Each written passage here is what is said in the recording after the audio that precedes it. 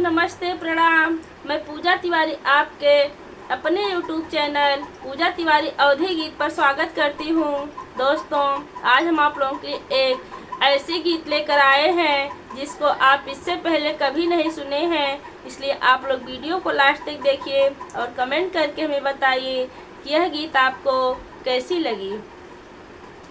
सासू हमार हो खटियावा के पाटी तोड़े, सासू हमार हो खटियावा के पाटी तोड़े।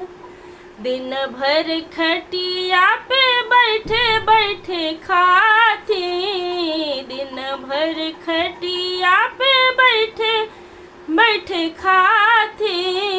केहू मिल जाए तो घंटों घंटों बतिया थी, केहू मिल जाए तो घंटों घंटों बतिया थी।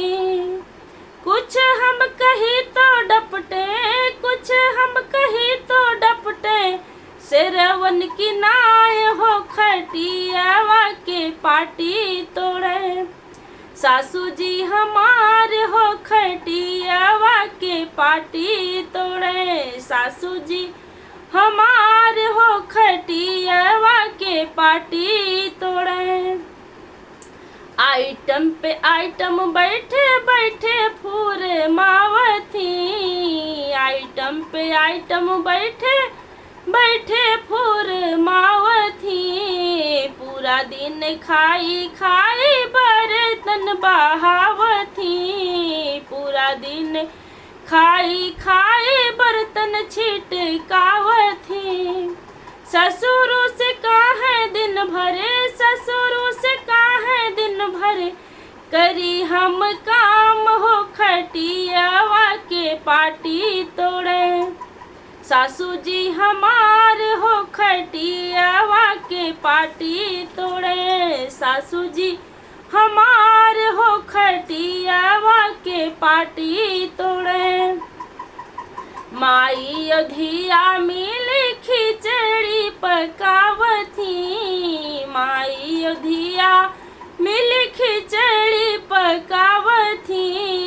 एक दुई नाही 10 बात सुनावती, एक दुई नाही 10 बात सुनावती। कैसे बताए सखिया, कैसे बताए सखिया, जियरा के हाल हो खटियावा के पाटी तोड़े। सासू जी हमार हो खटियावा के पाटी तोड़े, सासू जी हमार हो खटियावा के पाटी तोड़े।